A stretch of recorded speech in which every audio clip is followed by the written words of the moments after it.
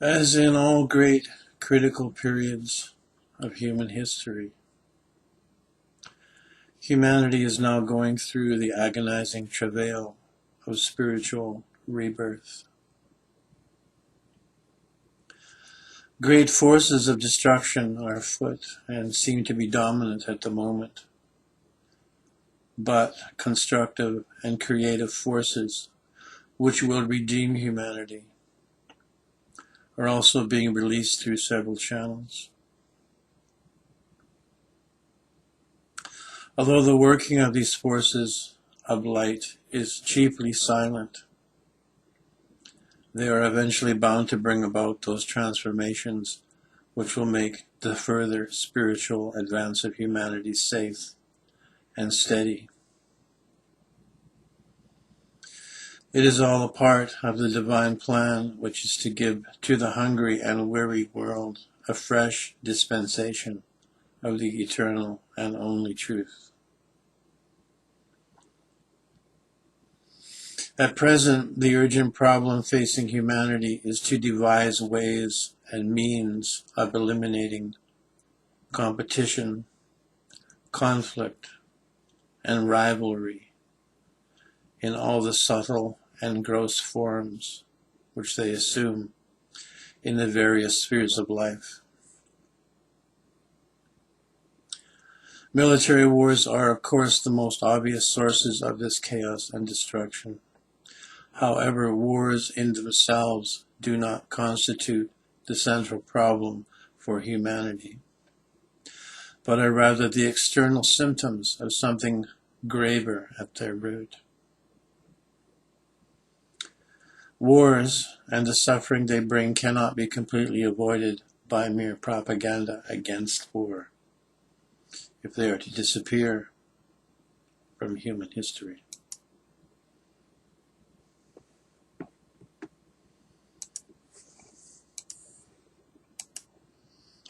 If they are to disappear from human history, it will be necessary to tackle their root cause. Even when military wars are not being waged, individuals or groups of individuals are constantly engaged in economic or some other subtle form of warfare. Military wars, with all the cruelty which they involve, arise only when these underground causes are aggravated. The root cause of the chaos which precipitates itself in wars is that most persons are in the grip of egoism and selfish considerations, and they express their egoism and self-interest individually as well as collectively. This is the life of illusory values in which men are caught. To face the truth is to realize that life is one in and through its manifold manifestations. To have this understanding is to forget the limiting self in the realization of the unity of life.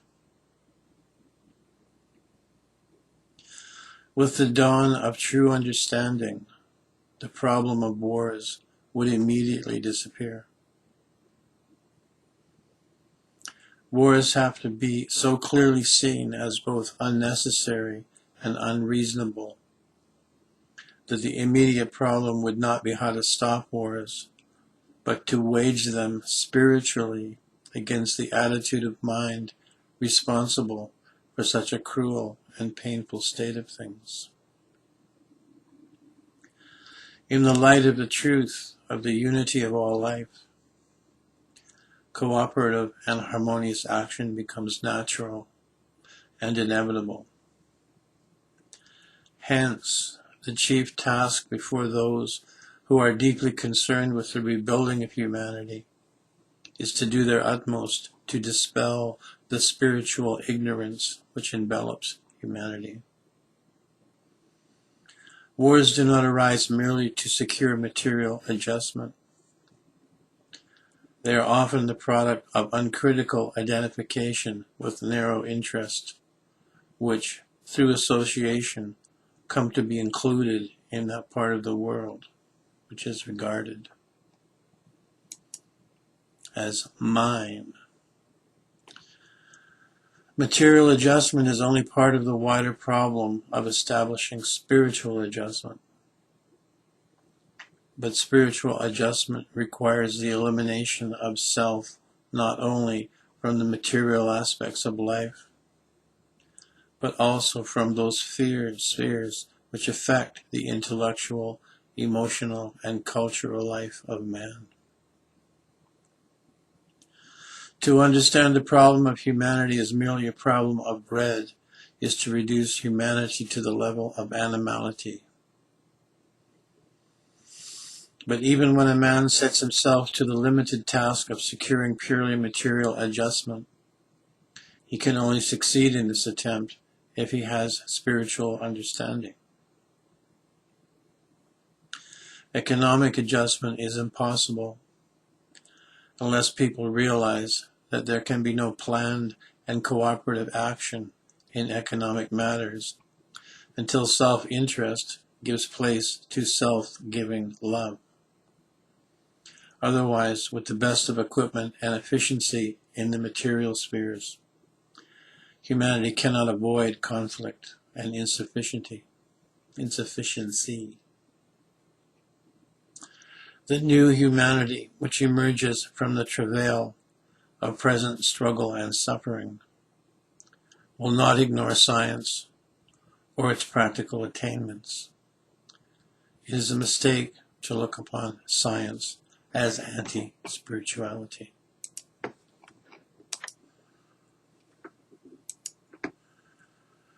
It is a mistake to look on science as anti-spiritual. Science is a help or hindrance to spirituality according to the use to which it is put. Just as true art expresses spirituality, so science, when properly handled, can be the expression and fulfillment of the spirit. Scientific truths concerning the physical body and its life in the gross world can become a medium for the soul to know itself.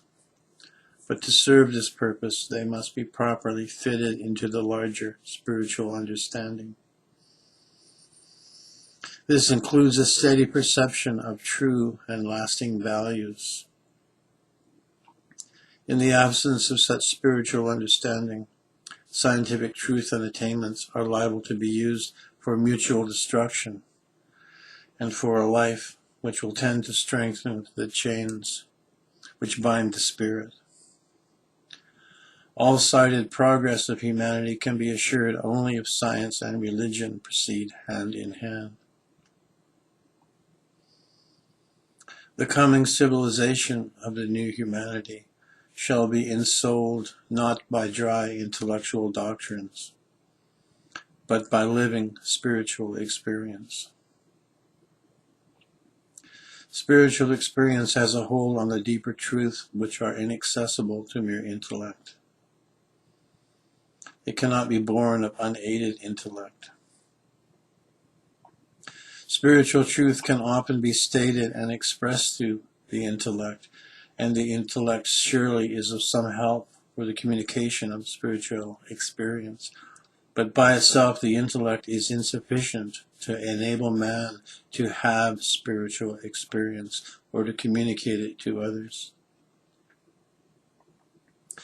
If two persons have had a headache, they can cooperatively examine their experience of headache and make it explicit to themselves through the work of the intellect.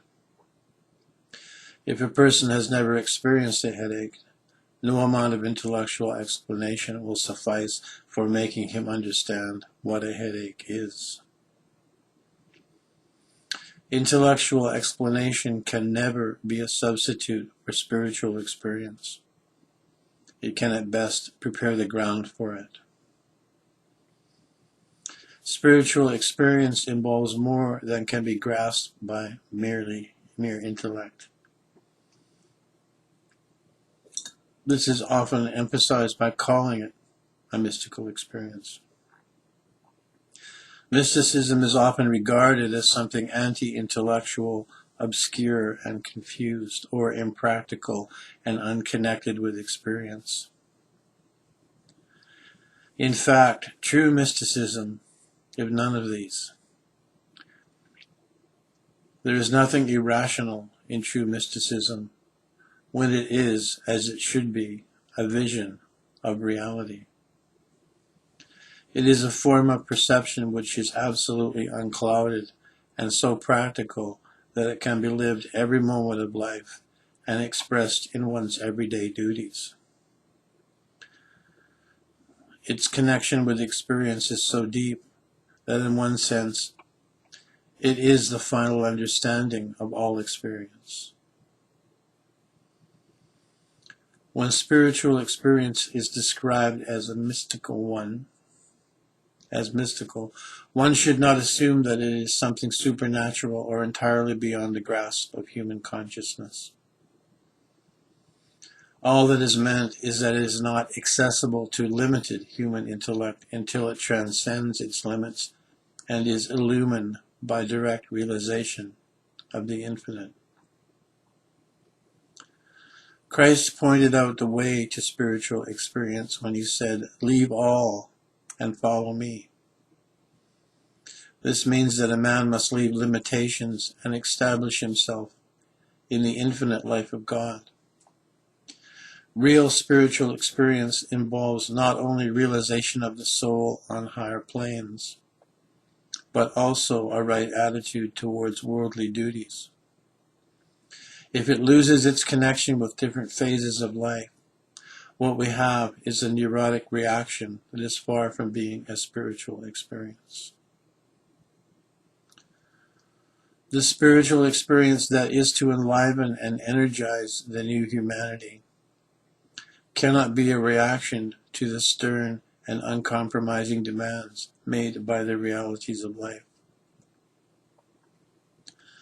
Those without the capacity for adjustment to the flow of life have a tendency to recoil from the realities of life and to seek shelter and protection in the self-created fortress of illusions. Such reaction is an attempt to perpetuate one's separate existence by protecting it from the demands made by life. It can only give a pseudo-solution to the problems of life by providing a false sense of security and self-completeness. It is not even an advance towards the real and lasting solution. On the contrary, it is a sidetracking from the true path. Man will be dislodged again and again from his illusory shelters by fresh and irresistible ways of life, and will invite upon himself fresh forms of suffering by seeking to protect his separative existence through escape. Just as a person may seek to hold on to his separative experience through escape, he may also seek to hold it through uncritical identification with forms, ceremonies, and rituals, or with traditions and conventions. Forms, ceremonies, and rituals, traditions, and conventions are in most cases fetters or handcuffs to the release of infinite life. If they were a pliant medium for the expression of unlimited life, it would be an asset rather than a handicap for securing the fulfillment of divine life on earth. But they mostly have a tendency to gather prestige and claims in their own right, independently of the life which they might express. When this happens, any attachment to them must eventually lead to a drastic curtailment and restriction of life. The new humanity will be freed from a life of limitations, allowing unhampered scope for the creative life of the spirit, and it will break the attachment to external forms and learn to subordinate them to the claims of the spirit. The limited life of illusions and false values will then be replaced by unlimited life in truth and limitations. through which the separate self-lives will wither away at the touch of true understanding. Just as a person may seek to hold on to a separative existence through escape or identification with external forms, he may seek to hold it through identification with some narrow class, creed, sex, or religion, or with the divisions based upon sex. Here, the individual may seem to have lost his separative existence through identification with the larger whole, but in fact he is often expressing his separative existence through such an identification, which enables him to delight in his feeling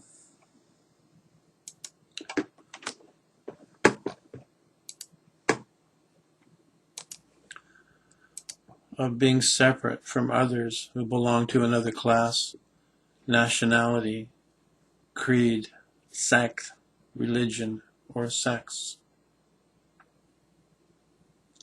Separative existence derives its being and strength by identifying itself with one opposite and contrasting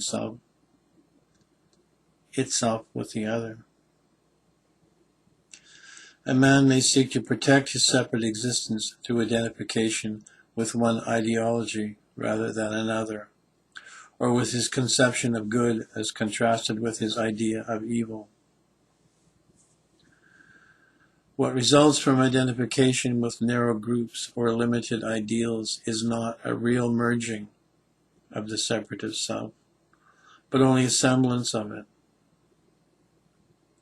A real merging of a limited self in the ocean of universal life involves complete surrender of separative existence in all its forms. The large mass of humanity is caught up in the clutches of separative and assertive tendencies. For one who is overpowered by the spectacle of these chains of humanity, there is bound to be nothing but unrelieved despair about its future. One must look deeper into the realities of the day if one is to get a correct perspective on the present distress of humanity. The real possibilities of the new humanity are hidden to those who look only at the surface of the world situation. But they exist and only need the spark of spiritual understanding to come into full play and effect. The forces of lust, hate, and greed produce incalculable suffering and chaos. But the one redeeming feature about human nature is that even in the midst of destructive forces, there invariably exists some form of love. Even wars require cooperative functioning. But the scope of this cooperative functioning is artificially restricted with an identification with a limited group or ideal. Wars are often carried on by a form of love, but it is a love which has not been understood properly.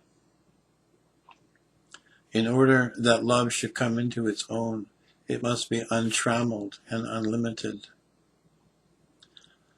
Love does exist in all phases of human life, but it is latent, or is limited and poisoned by personal ambition, racial pride, narrow loyalties and rivalries, and attachment to sex, nationality, sect, caste, or religion.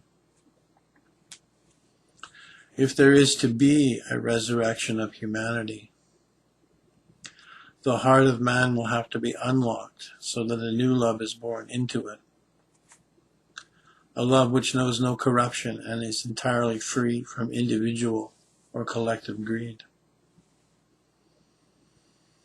The new humanity will come into existence through a release of love in measureless abundance.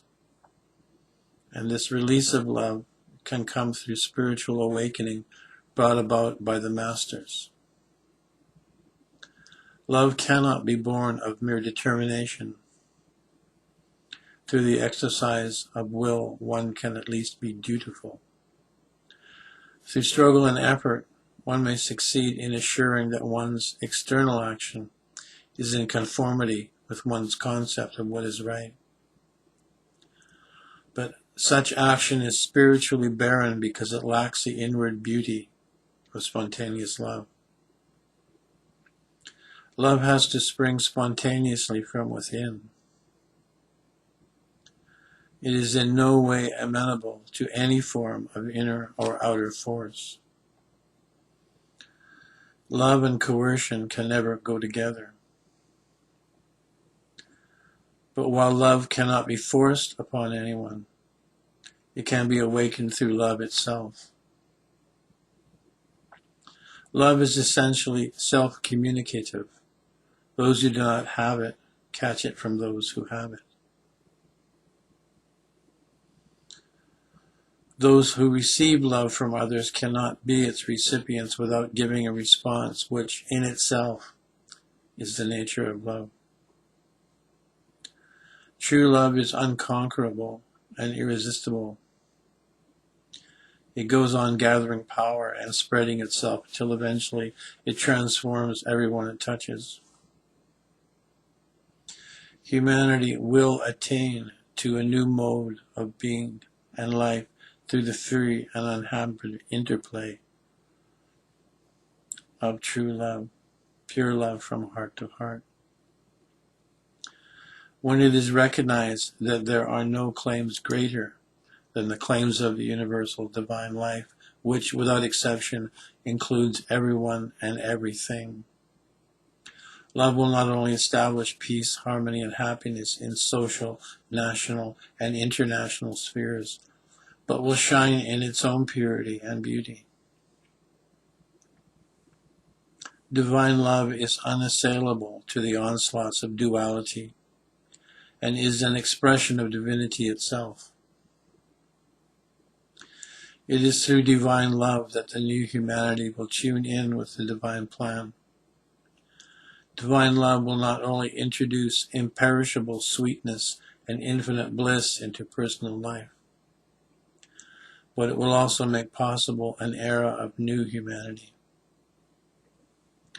Through divine love, the new humanity will learn the art of cooperative and harmonious life, and will free itself from the tyranny of dead forms and release the creative life of spiritual wisdom.